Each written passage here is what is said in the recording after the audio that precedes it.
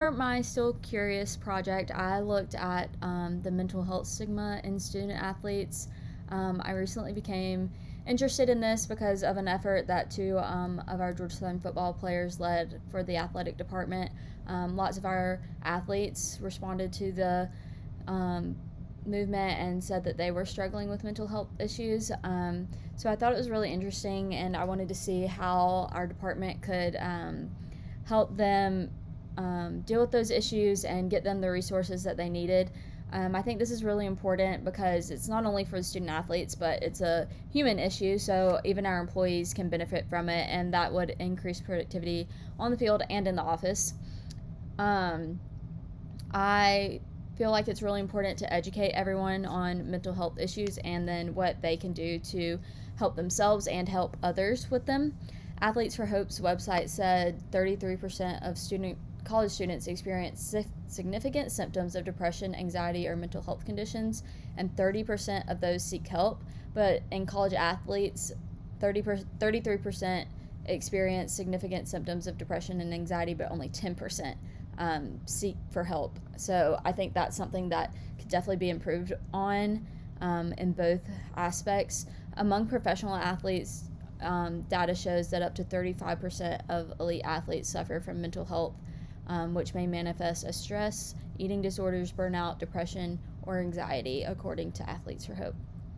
Eric Lindbergh wrote about mental health issues and resources at University of Southern California, and he said athletes often have a quote superhero mentality where they think they always have to be fine and can't show weakness because they are so looked up to and put into a light that they feel like that they can't have struggles beyond like athletic struggles.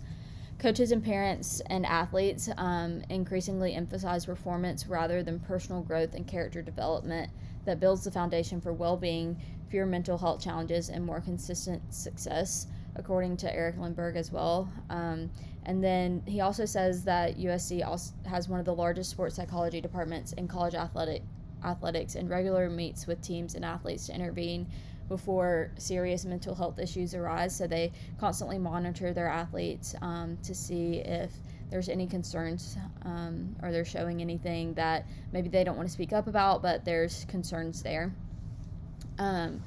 Robin Scholafield said that the whole healthy person is the most consistent peak performer. If you're not right with yourself, you're not going to be okay as an athlete. I think that's really important to remember as an athlete. Just like athletes take care of their body, they have to take care of their mind, or they create a weakness that can be just as bad as a physical weakness or injury. NPR talks about student athletes facing the same mental health struggles as regular students, but not always getting equal help as regular students, and that the stress of leading public lives and performance anxiety can lead to stronger mental health issues within athletes. According to Sportica, the American Council on Education survey found that a quote 72% of colleges reported increasing their mental health spending in the last 3 years, and that this means that they can be from anywhere from a few $1,000s just to pay one mental health professional to $1,000,000 depending on the program size and if they hire counselors, sports psychologists, training, different things like that.